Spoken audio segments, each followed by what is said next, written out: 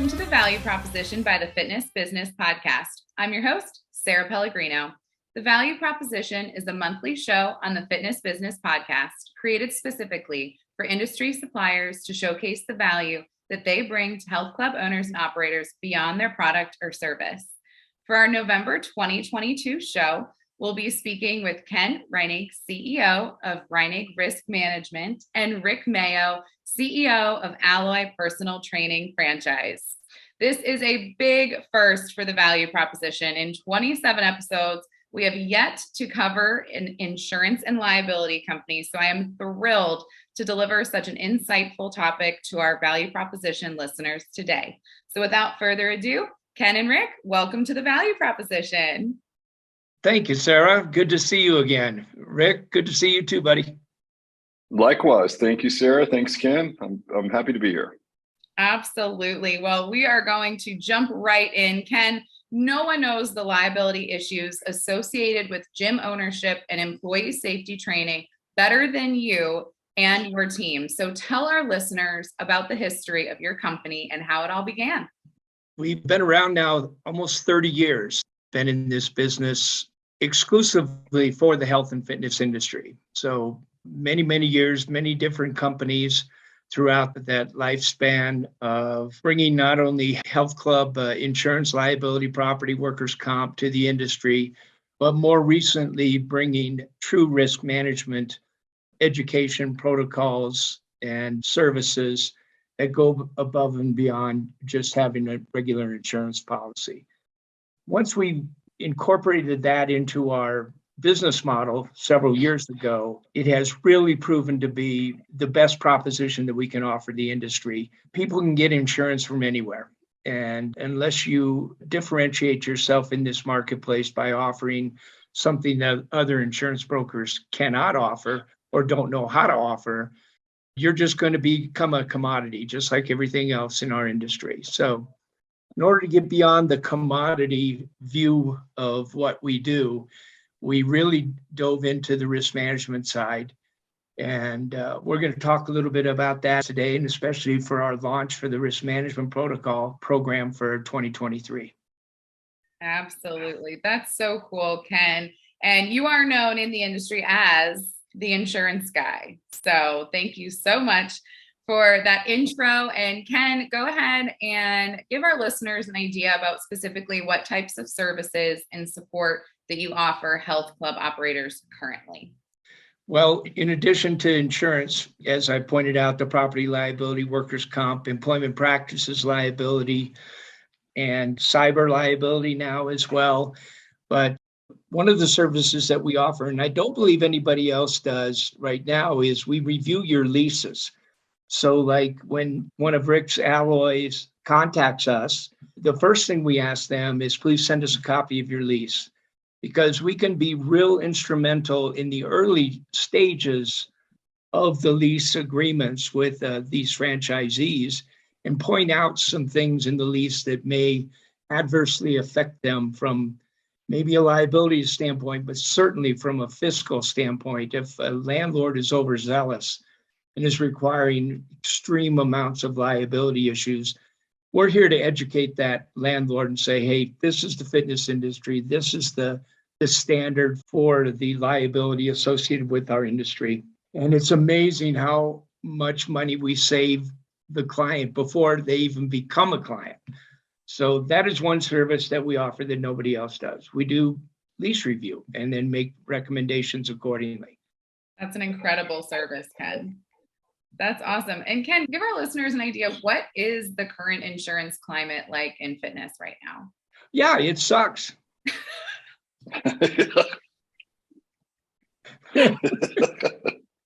Moving on. Since this isn't going to be on CNBC, I might as well be honest. So it's, but I truly believe in being transparent and open about what the industry is going through right now. Insurance is not a place you want to be in if that's where your stock portfolio is. The insurance industry has been getting hammered, not only from natural disaster type claims where they're paying out a lot more than they used to, But the liability environment in the past couple of years has been a little suspect in that people who got injured before would never think about suing, now are thinking about suing. It's hard to put your finger on it, but I think in general, as the economy goes, or as the perception of what's going on in just general day-to-day living goes, if people are struggling, they're going to be looking to receive monies, handouts. The government's there. We've all taken advantage of things like the PPP loans and everything else. But unfortunately, it kind of trickles down to, well, what happens when those handouts go away, or I don't have that money coming in anymore? And then they remember they broke their finger in the gym 3 weeks ago. And now instead of letting it go, we're just seeing an increase in liability claims. It's uncanny. It's crazy. I'm just saying, it's just what we notice, that when things are tough and there's turmoil out there, it's a trickle-down effect into the liability sector. Well, we're going to unpack that and so much more in this episode. So we're going to continue right on. Rick, I can say with confidence that you are one of the most innovative performance and training operators and franchisors in the industry. So please go ahead, for background purposes for this episode, let's give our listeners an idea of your history in the industry and your business model. Yeah, well, look, first of all, you're giving me way too much credit, but I'll take it. So thank you. But, we've been in the industry as long as Ken has, which is hard to believe because I thought Ken was the oldest person in our industry. But as it turns out, I'm right there with him. So we've also been in business for 30 years. And the last, say, 15 years of that, we were running what we call a license, which is basically, white labeling what we do for other clubs all over the world. And we did that to the tune of 2,500 clubs and, put me on the board for some really big, well-known, franchised brands. And then in 2019, we're like, look, instead of powering everyone else's franchise, let's make a run at our own. And we, built full-on franchising. So now our name's on the front door. And it's going well. I mean, obviously, we launched at the end of 2019, and I'm not sure if you guys recall, but there was some weird thing that kicked off early 2020. Sort of derailed the fitness industry for a minute. So once the veil from that mess lifted, we got back on it. We've really been at it hard for about 18 months, and it's going well. We've got, we'll be at 100 sold by year's end and opening them as quickly as possible. And thank God for guys like Ken, because there's so many moving parts to this monster that's a franchise, that like saddling up to really good vendors that are experts in their particular vertical is key. So he is certainly that guy for us. But yeah, that's what we've been at. I mean, we've been in the industry for a million years and done a little bit of everything. Ken and I have known each other for a long time, and he's always been a good friend, but also just, beyond that, that's one thing, but that doesn't mean I'm going to do business with him. But he's really solid at what he does in the insurance space. And he's our only vendor that we would work with in the franchise space.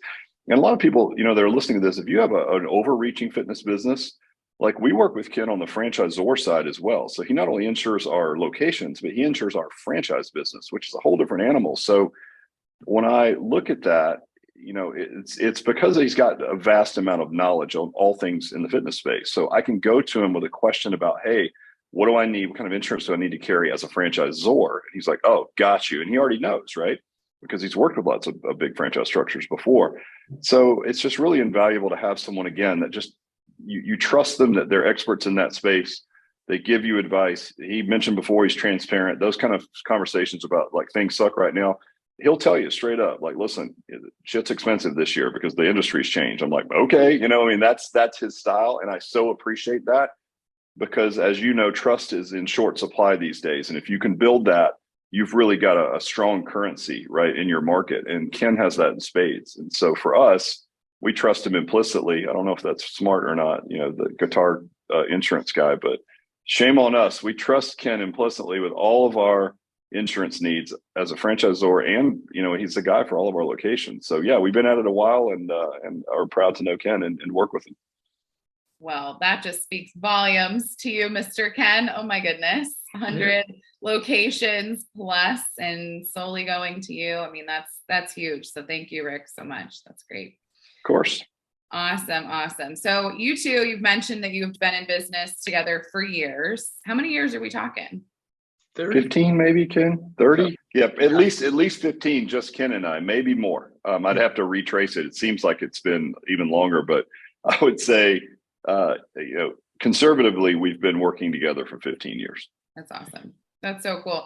Rick, to an owner or operator listening to this today, can you give us an idea? You mentioned some already, but just a few more traits of a quality insurance representative that an owner or operator needs to be looking for when they're making this decision? I can speak to it through my lens as an entrepreneur and again, an owner of I don't care if you're owning a big, just one brick and mortar gym or whether you're a franchisor like I am, there's just lots of moving parts to any business.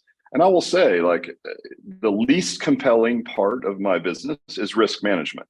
Like I am, most founders are this way. I'm very, committed to product evolvement, to the thing we do, making that amazing, marketing, sales, like those are the things. That's the fun, sexy stuff, right? Mitigating risk is the lowest down on the totem pole for the things that I want to be talking about. And I think most people that own a business would agree with that. But the fact is, you have to have it. Like, it's an absolute necessary evil. And if I'm going to have it, I want someone who's a true expert in the space, not just in the space overall, but really understands the vertical and the industry that I'm in, right? They really understand the fitness industry and they've been in it for a long time. So they can speak to the things that Ken mentioned earlier about, like, things are weird right now. Like, you might want to over-insure in this area based on what we're seeing in these trends in the industry. If you're working with a company that just insures all types of different businesses, you're not going to get that. So for me, I'm looking for, I don't enjoy it. I don't want to spend a lot of time talking about it, but I need to trust the person who I'm getting the advice from, because it could be catastrophic if it's not the right advice, right? First of all, and I need to trust that they're setting up the type of insurance that's going to protect me in the case of, again, some kind of a lawsuit or gosh knows what, right? Natural disaster, whatever that may be. And there's a million and one of those things. And I think if you're going to choose that vendor, they need to have deep knowledge in your particular vertical, and you need to trust that the insurance advice that you're getting, right, is going to protect you in case something happens. I mean, that's it at the end of the day. And then that's all I want to know about it. Honestly, I don't want to know anything else, because it's not very fun and it's just a necessary evil, but it's necessary. I'll just leave it at that. You have to have it. Absolutely. So in addition to all the insurance solutions that Ken has mentioned, that Rick has spoken to already, Ken, you and your team are launching a new risk management platform that we are so excited to talk about on the value proposition today. So go ahead, let us into what you have been working on for quite some time, my friend. Yeah, actually a little too long. It's like every other project that you start in this industry, or really any in the industry, you get a vision, you can see it in front of you, it's clear as day, and then you start hiring people to help you bring it together. And then that's when there's cost overruns, there's disagreement, there's, I didn't think of that. And then little things like, well, we'll get into the testing part, but what really got me motivated is the fact that we are the leader in risk management services for the industry, and we provide guys like Rick right up front with the latest, greatest waiver that's going to hold up, the best club policies and guidelines, etiquette for the staff, etiquette for the member, how to get rid of a problem member, how to get rid of a staff member. We have had these educational platforms available for years, but the problem is that we hand deliver it to my favorite client like Rick, and he looks at it one day and, like he just pointed out, it's the furthest thing down on his totem pole, period. His insurance is in place. He feels good about it. I got all this great risk management material. And Rick, and I'm not faulting you, but that email does not get opened up and all those things aren't distributed, and you don't have weekly meetings about this stuff. So I said, how the hell can I get this risk management through the system, through the club owners, through the best marketing people, best operators in the industry, who again put risk management at the bottom of their totem pole, but they know it's important. So I came up with the idea, we have to create an education platform where there's accountability. So what we're going to do is we're going to send Rick and his team the risk management platform. He gets to choose which modules that are important for him. He's not going to want the swimming pool maintenance module. He's not going to want the childcare if he doesn't have childcare, but he's definitely going to want how to deal with minors in the gym, how to fill out an incident report, how to deal with sexual harassment. So these modules, he gets to pick and choose, click on them, and that's what he then automatically gets sent to every one of his staff. He gives them a 2-week period of time. They have to go through the training. And this is the important part. They have to take a test. And what we're working with is to make sure that that test is not only easy to do, that it can be done on their iPhone, because our employees don't carry laptops with us. So it's got to be on an iPhone, number one. And it's got to be concise, easy to understand, and some that they can complete in less than 15 minutes per module. So they can go through all the training in less than 2 hours, and you give them a couple of weeks to do it. Rick doesn't have to follow up. Rick doesn't have to do a damn thing. We'll give him a report after a week, let him know which employees have already taken the test and which have not. And at the end of 2 weeks, we've sent him another report. Not only does he now know that all his employees are trained, but he can also separate the ones that probably shouldn't be walking and chewing gum at the same time. So if he had any, and we give the employees 3 opportunities to pass each module, and it's very simple test, 10 questions. It just shows that they read the material basically. And but it's so important. So Rick doesn't have to do a thing. How does that sound, Rick? That sounds amazing, except for the bubble gum and walking point. I'm afraid to take that test. But other than that, sounds absolutely amazing. But, all kidding aside, case in point, like Ken gets it, right? He understands he's been in the industry. He understands the makeup of the people running these businesses. It is low on the totem pole because it's not interesting. It's not fun. It's not sexy. Absolutely necessary. So he's taking, proactive action and saying, look, how can I build something that's quick, easy, that the employees can take, that doesn't jam up the owner with a bunch of administrative or accountability tools? So, of course, I'm a fan. I love it. And I think, I'm not sure what the end result of that is, other than, hey, like everybody on my team has passed these compliance issues. Check, check, check, check, check, right? Could be part of an onboarding process and could be built into the SOPs of the business very easily, right? And so the less friction that there is and the less stuff that I have to do, I'm a fan. So it sounds amazing. Yeah, I agree completely. And Ken, I have a few follow-up questions that I know our listeners will be asking too. So to Rick's point, is this something that you are having new staff members do? And or is this an annual compliance testing, or could it be both? It's really both. We will set this up as a requirement or a recommendation, high recommendation to do every single year, just because, the club owner gets busy, he has turnover, he's worried more about getting butts in the seats than the back end stuff. So we're just going to be that little constant reminder every year. Hey, Rick, time for your crew to get updated. And we'll update the questions as well. But even if there's a lot of repeat questions, it's very similar to like having your ACE certification as a trainer.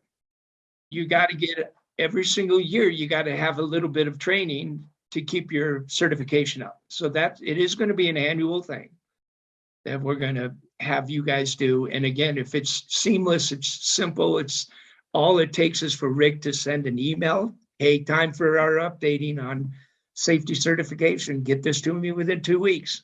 And then he's out of it. That's it. That's awesome. Yeah. And Ken, is this something that, so each owner or operator can go through and say, these are the courses I want my team to take?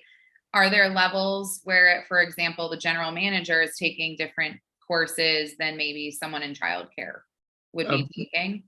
That's a very good question. Right now, it's set up just for employee use. Perfect. We're going to have a hybrid program out just for owners and managers, because we're going to get into the details of how to fire somebody.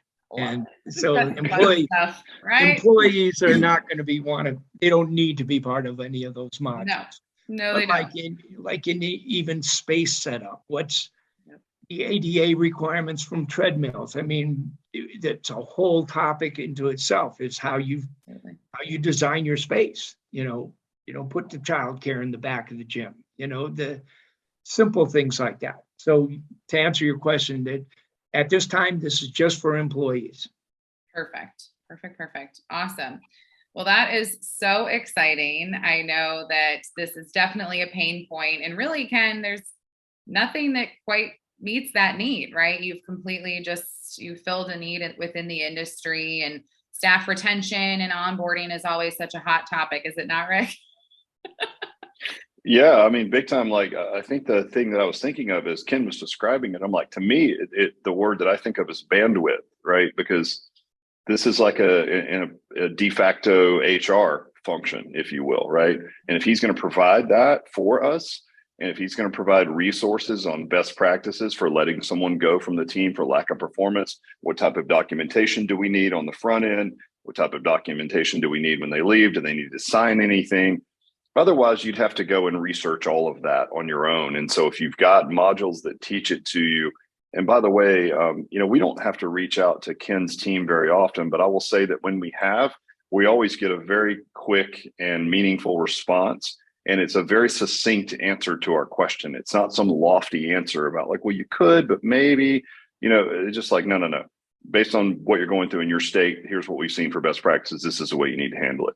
That's what I look for as an owner who's trying to scale a big company. I need bandwidth, right? And I need vendors that can hold down their area of expertise. And that's what I hear that this is going to give us even more of. So to me, sounds amazing. Sounds really compelling because that's what I need. Yeah. And Ken, is this something that, so Rick and his team, they're using your insurance services. Is this something that they can add on to, I'm assuming, just what they're doing currently, but if someone is not using you for insurance, can they purchase your risk management platform separately? Another good question. For existing clients, this is going to be, at least for the time being, we're rolling it out with no cost at all, because we know we're going to get some feedback as well, and just to help us develop the platform even more. Awesome. Whether we charge for it down the road, I'm not even that concerned about it. This definitely helps our existing clientele. So as of right now, is no charge at all. Outside of us, for like training studios, small group, you're looking at $100 a year per club. For regular size gyms, 20,000 square feet and above is $500 a year. That's just the numbers we're popping up right now.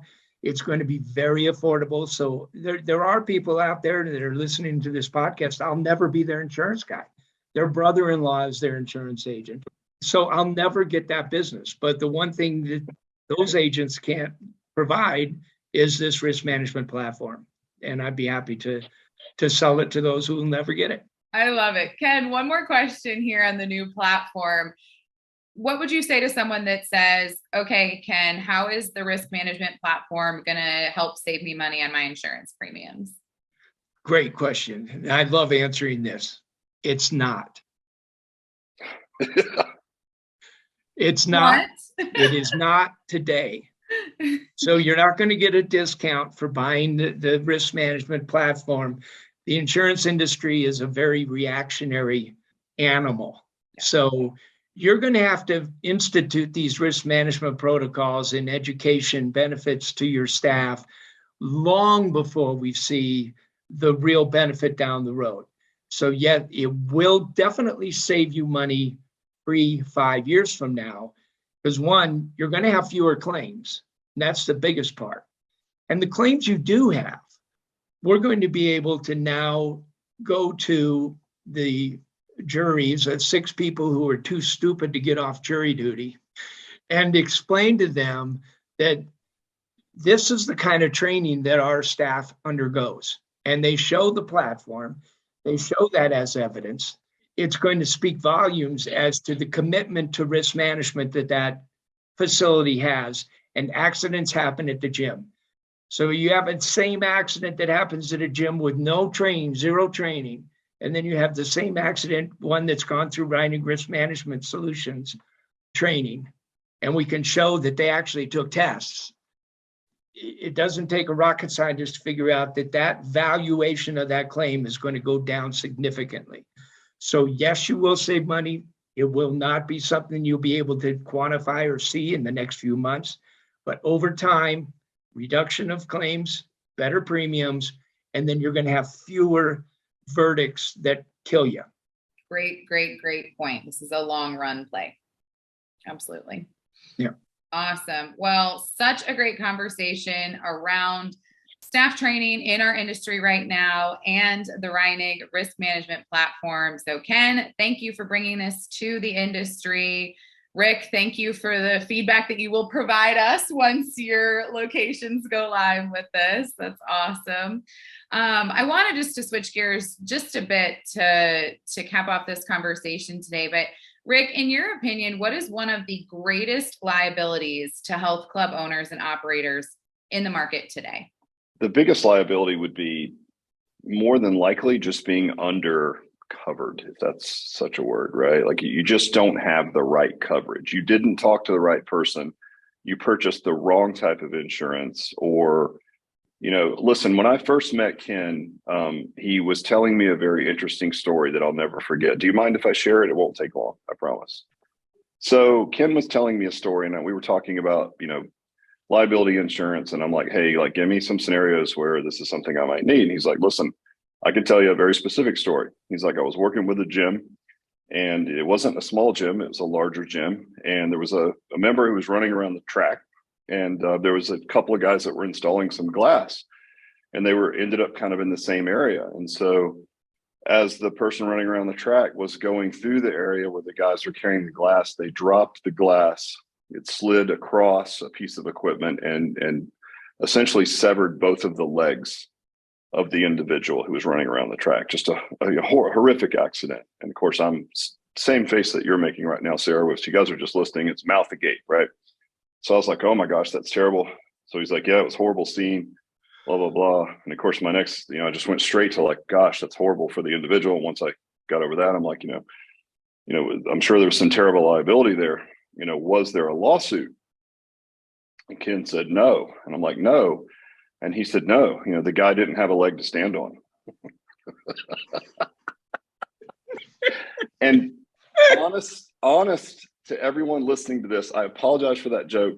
That is the exact joke that Ken Reinig told me probably 16 years ago. And I'm standing there asking him serious insurance questions, and he deadpan tells me this story, looking me dead in the eye. In the weird, most twisted way, I looked right back at him and I was like, you're my guy. I will never do insurance business with anyone else. But I will never forget that story because I bought it hook, line, and sinker. I was like, oh my gosh, that's horrible. What happened? There must have been a terrible lawsuit. He just deadpan says, no, the guy didn't have a leg to stand on. And there's a long pause as I try to figure out, did he really just tell me this entire story while I'm trying to ask him about insurance questions? And then I just fell out laughing, and I will never forget that story or that moment in my entire life. But I'll tell you what, the biggest risk is that you have someone who's underinformed. Maybe you go buy insurance from your brother-in-law and he insures something completely different. He doesn't understand the space. There are very specific liabilities that go along with the fitness space. Ken mentioned a few of them. And different types of businesses in the fitness space need different types of insurance, right? And so without that critical knowledge, I would say that would be your biggest risk, is not having someone who knows the space well, who's going to make sure that you're covered in the way that you need to be, which is very specific to this industry. So, there's a lot of you could run down a lot of rabbit holes here, but I think overwhelmingly, that's the most important thing. That is so perfect, Rick. And you're right, 100%. Ken, what other gotchas are out there in the industry right now? What else are you seeing just causing owners and operators pain in the insurance space? Well, it kind of piggybacks on the question that you gave to Rick about what we see as a large potential liability. It really comes down to staff training. It comes down to that person who filled out that incident report. It's amazing how juries can flip so easily just because you had an uneducated staff member who filled out an incident report incorrectly. small verbiage, small learning, and that's the biggest platform that we have with the new risk management program that we're coming out with. So uneducated staff, and then if they're not educated in the use of the AED that's sitting on the wall, the Good Samaritan Act is only going to go so far. You don't train people and they have the wherewithal to revive somebody right on premises and it sits on the wall. That's not going to bode very well with the juries. So staff education is by far the biggest liability we see in our industry. Turnover is a real problem with this industry. Yeah. And as such, if you don't have these protocols in place that Rick hires somebody new, he can just automatically have that manager send them this risk management system that they have to go through before they get hired, period.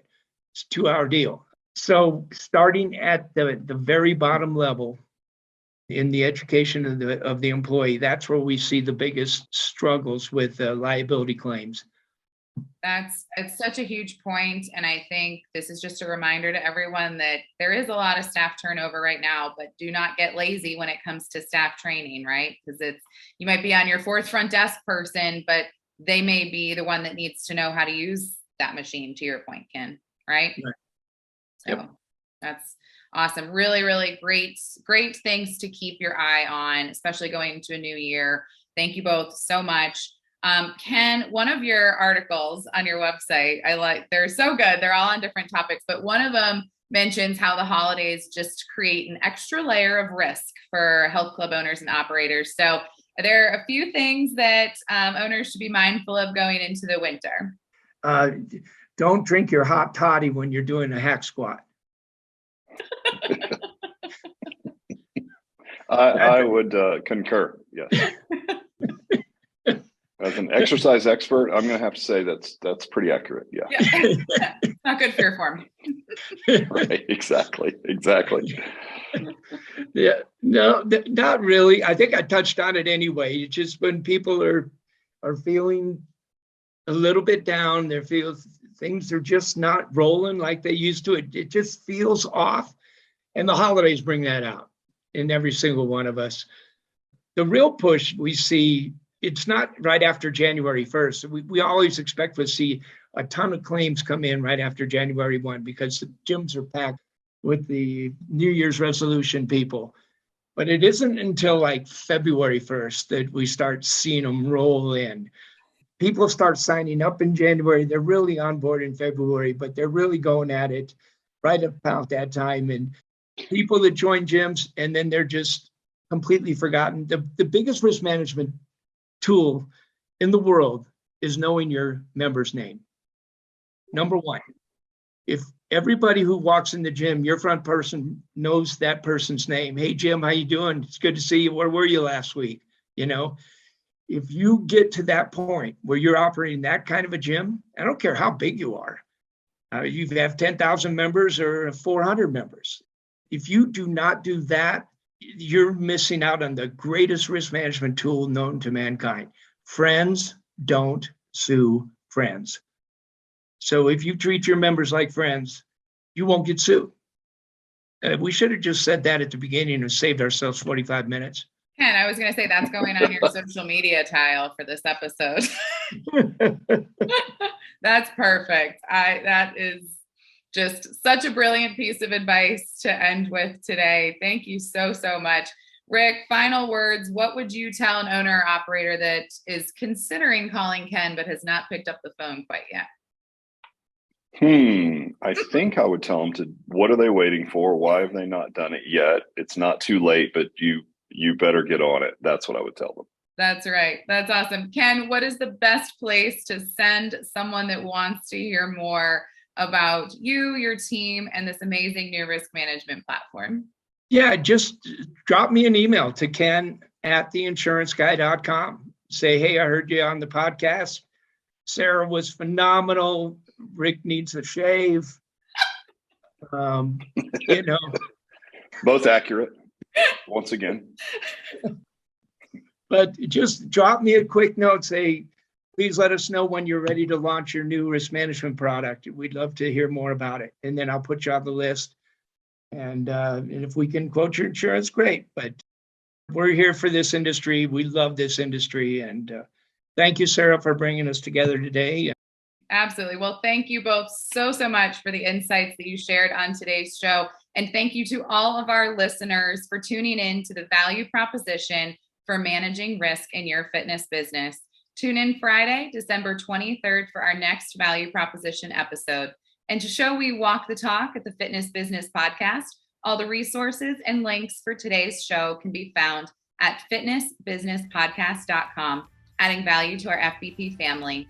Until next month, what you leave behind is not what is engraved in stone monuments, but what is woven into the lives of others. See you next month, FBP family.